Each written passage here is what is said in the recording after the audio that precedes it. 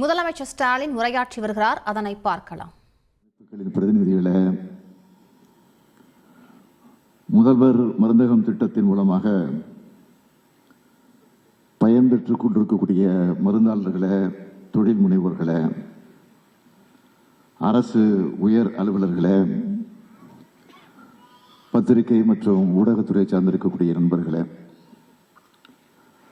வருகை தந்திருக்கக்கூடிய பெரியோர்களே, தாய்மார்களே, அன்புக்குரிய மாணவ செல்வங்களே, உங்கள் அனைவருக்கும் என்னுடைய அன்பான வணக்கம். கல்வியும் மருத்துவமும் தான் நம்மோட திராவிட மாடல் அரசினுடைய இரு கண்களாக விளங்கிக் கொண்டிருக்கிறது. கல்வியில் சிறந்த மாநிலமாக தமிழ்நாட்டை வளர்த்தெடுக்கவும், சிறந்த மருத்துவ கட்டமைப்பை உருவாக்கி அனைவருக்கும் தரமான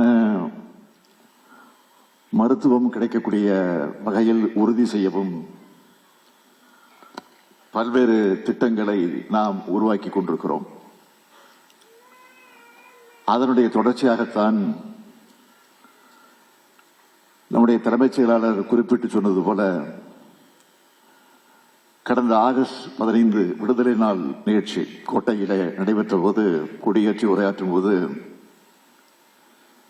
ஜெனரிக் மருந்துகளையும் பிற மருந்துகளையும் குறைந்த விலையில் பொதுமக்களுக்கு கிடைக்கக்கூடிய வகையில் முதல் கட்டமாக 1000 மருந்தகங்கள் திறக்கப்படும் என அறிவித்தேன். அந்த அறிவிப்பு இன்னைக்கு செயல்பாட்டுக்கு வர்றது பெரும் மகிழ்ச்சியை கொடுக்கிறது. நம்முடைய அரசு சாதாரண சாமானிய மக்களுக்கான அரசு என்பதற்கு அடையாளம் தான் இந்த முதல்வர் மருந்தக திட்டம். பொதுமக்கள் தங்களுக்கான மருந்துகளை அதிக விலை கொடுத்து வாங்க வேண்டியது நிலைய மாற்றணும், அவங்களுடைய சுமையை குறைக்கணும்னு இந்த மருந்தகங்களை நாங்கள் திறப்பதற்கு திட்டமிட்டோம். சுகர், பிபி என்று சொல்லப்படக்கூடிய நீரிழிவு, ரத்த அழுத்தம் போன்ற பாதிப்புகளுக்கு தொடர்ந்து அதிக அளவு மருந்துகளை வாங்க வேண்டிய இருக்கிற காரணத்தால் அதிகமான செலவாகுதுன்னு பலரும் கவலைப்பட்ட காரணத்தினால இந்த மருந்தகங்களை திறக்க நாங்கள் திட்டமிட்டோம். சொன்ன மாதிரியே இன்னைக்கு 1000 மருந்தகங்களை திறந்திருக்கிறோம். இந்த மருந்தகங்களை சிறப்பா செயல்படுத்த மருந்தாளர்களுக்கும் கூட்டுறவு அமைப்புகளுக்கும் மானியம் மற்றும் தேவையான கடனுதவியை அரசு வழங்கியிருக்கு. இந்த மருந்தகங்களை அமைக்க விருப்பம் உள்ள பிஃபார்ம், டிஃபார்ம் முடிச்சவங்க கிட்ட இருந்தும், இல்ல அவங்க ஒப்புதலோடு தொழில் முனைவோர்கள் மற்றும் கூட்டுறவு சங்கங்கள் கிட்ட இருந்தும் விண்ணப்பங்கள் பெறப்பட்டு தொழில் முனைவோருக்கு 3 லட்சம் ரூபாயும், கூட்டுறவு சங்கமா இருந்தா 2 லட்சம் ரூபாயும் மானியமாக வழங்கப்படுது. உட்கட்டமைப்பு வசதிகளை மேற்கொள்ள ரொக்கமாகவும் மருந்துகளாகவும் வழங்கப்பட்டிருக்கு. அதோட முதல்வர் மருந்துகளுக்கு தேவைக்கேற்ப உடனடியாக அனுப்புகிற வகையில மாவட்ட மருந்து கிடங்குகளிலிருந்து 3 மாசத்துக்கு தேவையான மருந்துகளோட இருப்பு பராமரிக்கப்படுது. சாலி கிராமத்தில் தமிழ்நாடு மருத்துவ சேவை கழகத்தால மத்திய மருந்து கிடங்கு அமைக்கப்பட்டிருக்கு. 38 மாவட்டங்கள்ல மாவட்ட மருந்து கிடங்குகள் அமைக்கப்பட்டிருக்கு. மாவட்ட மருந்து கிடங்குகள்ல அனைத்து உட்கட்டமைப்பு வசதிகளான ஏசி, குளிர்சாதன பெட்டி, ராக்குகள் மற்றும் கணினி எல்லா வசதிகளும் அமைக்கப்பட்டிருக்கு. மற்றும் தேவைப்பட்டியல் பெறப்பட்ட 48 மணி நேரத்தில்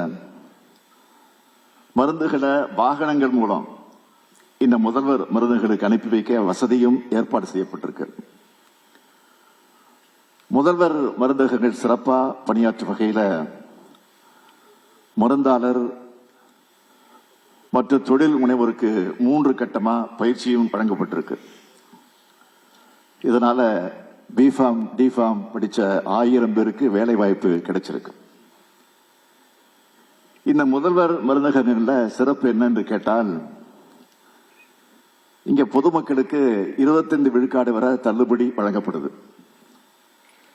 இதனால தனியார் மருத்துவமனைக்கு செல்லும் பொதுமக்களுக்கு அதிக விலை கொடுத்து வாங்க வேண்டிய நீரிழிவு, ரத்த போன்ற பாதிப்புக்கு ஆளாகி இருக்கக்கூடிய அவர்களுக்கு மருந்துகளை குறைந்த விலையில் முதல்வர் மருந்துகளை வாங்கி பயன்பெற முடியும். இந்த திட்டத்தை மிக சிறப்பா செயல்படுத்தி காட்டியிருக்கக்கூடிய மாண்புமிகு கூட்டுறவுத்துறை அமைச்சர் பெரிய கருப்பன் அவர்களுக்கும் துறையினுடைய அதிகாரிகளுக்கும் அலுவலர்களுக்கும் என்னுடைய மனமார்ந்த பாராட்டுகளையும் வாழ்த்துக்களையும் நான் தெரிவித்துக் கொள்கிறேன். நீங்க செஞ்சிருக்கக்கூடிய பணி உயிர் காக்கும் பணி. அதனால் தான் வாழ்த்துகிறேன், பாராட்டுகிறேன். நான் முன்னாடியே சொன்ன மாதிரி திராவிட மாடல் அரசு என்பது சாதாரண சாமானிய மக்கள் நன்மைக்காக எண்ணற்ற திட்டங்களை தீட்டி வரக்கூடிய அரசு.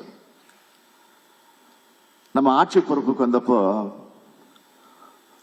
கொரோனா என்கிற பெரும் தொற்று, நோய் தொற்று பரவி இருந்த காலம்.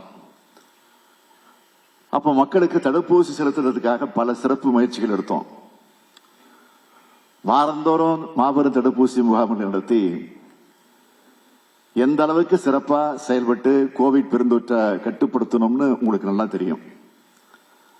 நம்ம ஆட்சி பொறுப்புக்கு வந்தப்போ தடுப்பூசிக்கு தகுதியானவங்கள 8.09 விழுக்காடு மக்களுக்காகத்தான் முதல் தவணை தடுப்பூசியும், 2.84 விழுக்காடு மக்களுக்கு இரண்டாம் தவணை தடுப்பூசியும் போடப்பட்டிருந்துச்சு. ஆனா நம்மோட சீரிய முயற்சிகளால 7 மாதங்கள்ல இந்த நிலையை மாத்தி 86.95 விழுக்காடு மக்களுக்கு முதல் தவணை தடுப்பூசியும், 60.71 விழுக்காடு மக்களுக்கு இரண்டாவது தவணை தடுப்பூசியும், 8,55,00,000 தடுப்பூசிகள் போடப்பட்டுச்சு.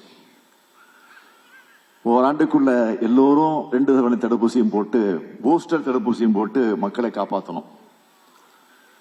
கொரோனாவால பாதிச்சவங்களை காப்பாற்ற துணையா நம்ம அரசு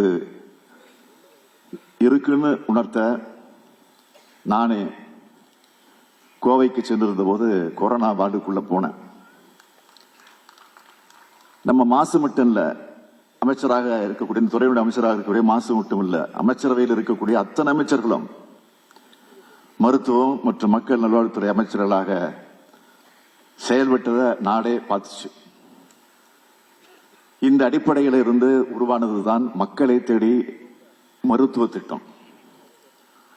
2021 சட்டமன்ற தேர்தலுக்கு முன்னாடி திருச்சியில் நடைபெற்ற மாபெரும் கூட்டத்தில்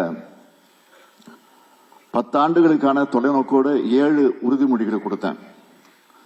அதுல ஒண்ணுதான் அனைவருக்கும் உயர்தர கல்வி மற்றும் உயர்ந்த மருத்துவம்.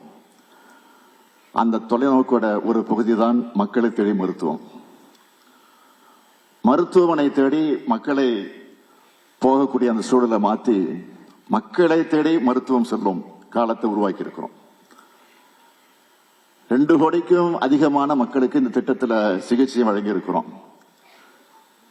இதே போலத்தான் பாதங்களை பாதுகாப்போம், இதயம் காப்போம், இன்னுயிர் காப்போம், நம்மை காக்கும் 48 பல்வேறு திட்டங்களை செயல்படுத்தி ஏராளமான மக்கள் உயிரையும் உடல்நலத்தையும் பாதுகாக்கிறோம்.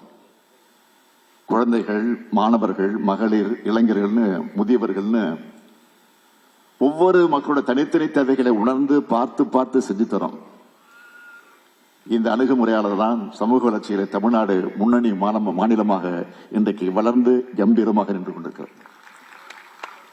வறுமையின்மை, பட்டினி ஒழிப்பு, தரமான கல்வி, பாலின சமத்துவம், தூய்மையான குடிநீர், குறைந்த விலை வேலை வாய்ப்பு, பொருளாதார குறியீடு, தொழில் உட்கட்டமைப்பு, சம வாய்ப்புகள், அமைதி, மருத்துவம், மக்கள் நல்வாழ்வு, நுகர்வு, உற்பத்தின்னு எல்லா குறியீடுகளிலும் தமிழ்நாடு சிறந்து விளங்குதுன்னு இதெல்லாம் நமக்கு நாமே வாசிக்கிற பாராட்டு பத்திரங்கள் கிடையாது. ஒன்றிய அரசோட நிதி ஆயோக் புள்ளி விவரங்களே சொல்லுது. நாட்டுக்கே முன்மாதிரியா வழிகாட்டியாக இருக்கக்கூடிய கலைஞர் மகளிர் உரிமை திட்டம், விடியல் பயணம், புதுமை பெண், தமிழ் புதல்வன், காலை உணவு திட்டம்னு முற்போக்கான தொலைநோக்கான நாட்டுக்கே முன்னோடியான அத்தனை திட்டங்களையும் பல்வேறு நிதி நெருக்கடிகளுக்கு இடையில தான் செயல்படுத்திக்கிட்டு இருக்கோம். மத்திய அரசுன்னு சொல்லிக் கொள்ளக்கூடிய ஒன்றிய அரசோட நெருக்கடி இருந்தாலும் அந்த நெருக்கடிகளுக்கு மத்தியில அதை பத்தி கவலைப்படாம தமிழ்நாட்டு நலன்கள் மட்டுமே மனசுல வச்சுக்கிட்டு தமிழ்நாட்டு மக்கள் மேல நம்பிக்கை வச்சு இந்த திட்டங்களை நாங்கள் இன்றைக்கு செயல்படுத்தி கொண்டிருக்கிறோம். இது எல்லாத்தையும் மக்களுக்கான நம்மோட கடமைன்னு உணர்ந்து செயல்பட்டுக்கிட்டு இருக்கிறோம். மக்களுக்கு நன்மை செய்வதில் நாம கணக்கு பார்க்கறது இல்லை. இந்த நேரத்தில் நான் அரசு அதிகாரிகளுக்கு சொல்லிக்கொள்ள விரும்புவது என்னவென்றால், இந்த முதல்வர் மருந்துகள் என்ன நோக்கத்துக்காக தொடங்கப்பட்டிருக்கோ அந்த நோக்கம் கொஞ்சம் கூட சிதையாம இன்னும் சிறப்பா செயல்படுத்துற அந்த உறுதியை நீங்க எடுத்துக்கணும். இப்ப திறக்கப்பட்டிருக்கக்கூடிய 1000 மருந்துகள் என்பது முதல் கட்டம் தான். அடுத்தடுத்த கட்டங்கள்ல இந்த எண்ணிக்கையை அதிகரிக்க போகிறோம். ஏழை எளிய மக்களுக்கு குறைந்த விலையில மருந்து கிடைக்கணும் என்ற நோக்கத்தோடு இந்த திட்டத்துக்கு இன்னொரு நோக்கமும் இருக்கு. டிஃபார்ம் படிச்ச இளைஞர்களை சொந்தமா தொழில் தொடங்குறதுக்கான அடித்தளம் அமைக்கிறது தான் அந்த நோக்கம். நான் முதன்மை நாள் இளைஞர்களின் திறன்களுக்கு நம்முடைய திராவிட மாடல் அரசு இது போன்ற திட்டங்களால் இளைஞர்களை தொழில் முனைவர்களாக்கி வருது. நாம் உருவாக்கும் வாய்ப்புகளால் நமது இளைஞர்கள் உயர்வார்கள். நமது திட்டங்களால் நலமான தமிழ்நாடு நிச்சயம் உருவாக்கும். நன்றி, வணக்கம். மக்களுக்கான அரசு என்பதன் அடையாளமாக